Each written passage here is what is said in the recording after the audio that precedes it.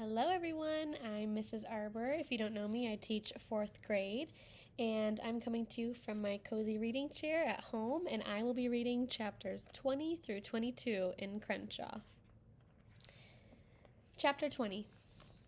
When the minivan was packed, we stood in the parking lot. Nobody wanted to get in.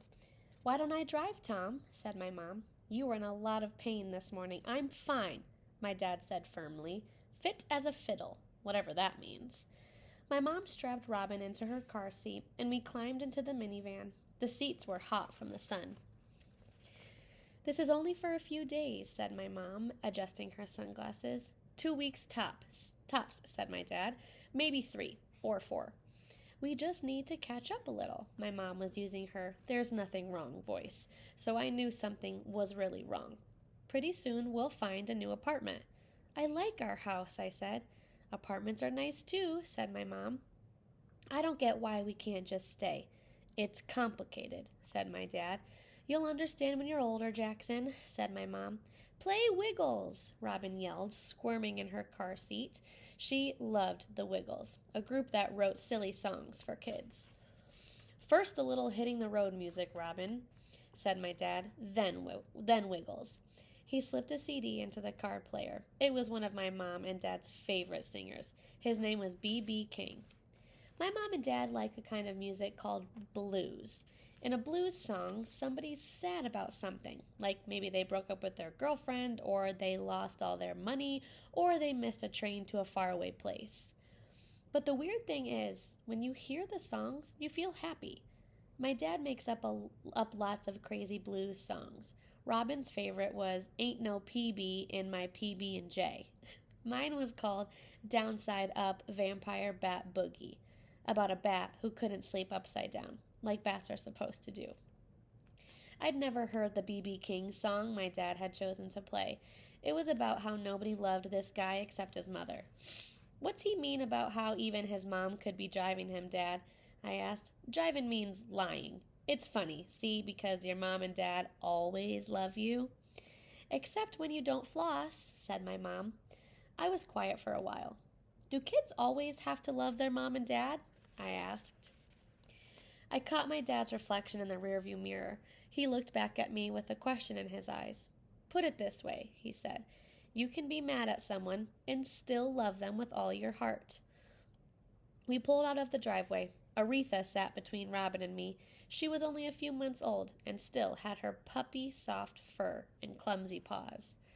Our neighbor, Mr. Sarah, was cutting yellow roses from his garden. We'd already said official goodbyes. He waved and we waved back like we were on our way to the Grand Canyon or Disney World. "Does Mr. Sarah have a cat?" I asked. "A really big cat?" "Just Mabel," my mom answered, the Chihuahua with an attitude. "Why?" I glanced back at the rear windshield, but it was blocked by boxes and bags. "No reason," I said. My dad cranked up the volume on B.B. King, who was still pretty sure nobody loved him, including his mom. Aretha cocked her head and howled. She liked to sing along, especially to blues songs, although she liked the Wiggles too. We drove a few blocks. My lower lip quivered, but I didn't cry. My mom sighed softly. "Let the adventure begin," she said. Chapter 21. If you ever have to live in your car, you are going to have some problems with feet, especially if you're stuck in there with your little sister and your mom and your dad and your puppy and your imaginary friend. There are many kinds of feet problems. Stinky dad feet, the magic marker smell of nail polish on your mom's toes because she says she still wants to look nice, so please just deal with it. Sister feet kicking you just as you're falling asleep. The scratchy surprise of dog feet trying to wake you up. Imaginary friend feet tiptoeing on your head. I thought hard about the feet problem. Finally, I came up with a plan. What's the worst that can happen is how I figured it. What I did is I took a cardboard TV box we found behind Walmart. I smushed it flat. I drew on the outside of the box and the inside too. I only had 3 markers and one dried out when the cat fell under the back seat. So it was mostly just red dogs with blue eyes and blue cats with red eyes. I put stars on the inside. They seemed like a good thing to think about before you went to sleep. I wrote, "Kept out Jackson's room" on the top. Mom said, too bad we had to leave our dictionary behind. Dad said, if only it really was rum. Every night I opened up my box and slipped my sleeping bag inside it. When I crawled inside, I felt like a caterpillar in a cocoon. In a cocoon. It was almost like my old room, where I could think without anyone bugging me. When Robin kicked me in her sleep, she hit the box, which was not exactly the same as kicking me. Unfortunately, Aretha liked to sleep with me, so it could get a little dog breathy. Also, the box did not help much with the stinky dad feet. I knew we were lucky because we had our old Honda minivan, which had lots of room. I met a kid who lived for a whole year in one of those VW cars. It was red and round like a ladybug, and just about as tiny. The poor kid had to sleep sitting up, squished between his two little sisters. Another reason we were lucky was because my sleeping box was just decoration. Some people actually live in boxes on the street. I wasn't looking on the bright side. It's better to have a big car than a little one when you are living in it. And it's better to have a box in a car than a box on the street. Those were just facts. I wasn't like my dad, who kept saying we weren't homeless. We were just car camping. Chapter 22. I didn't think much about the cattail windshield wiper for a while. Things were so weird, I guess I didn't want to add any extra weirdness. Our first night in the minivan was kind of fun.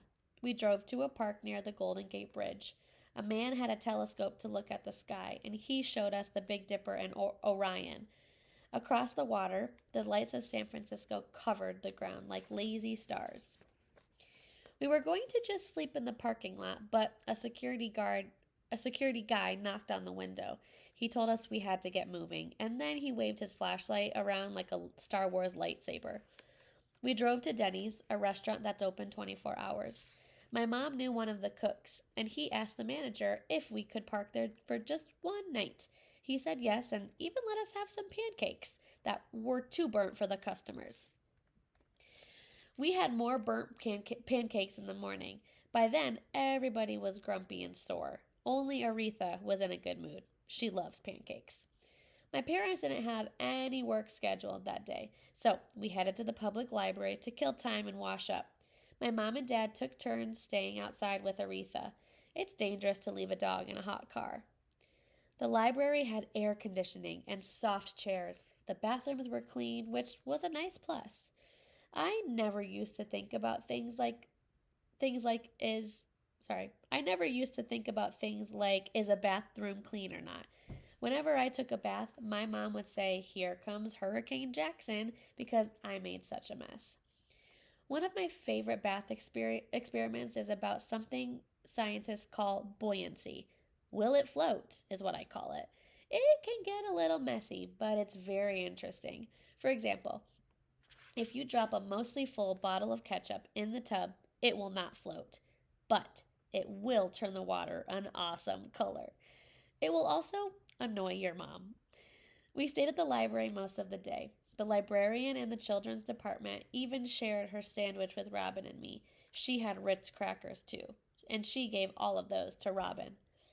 After that, Robin decided she was going to be a librarian when she grew up. If the animal scientist thing doesn't work out, I might become a librarian too. And the next chapter is chapter 23. So that's all for me. Thanks for listening.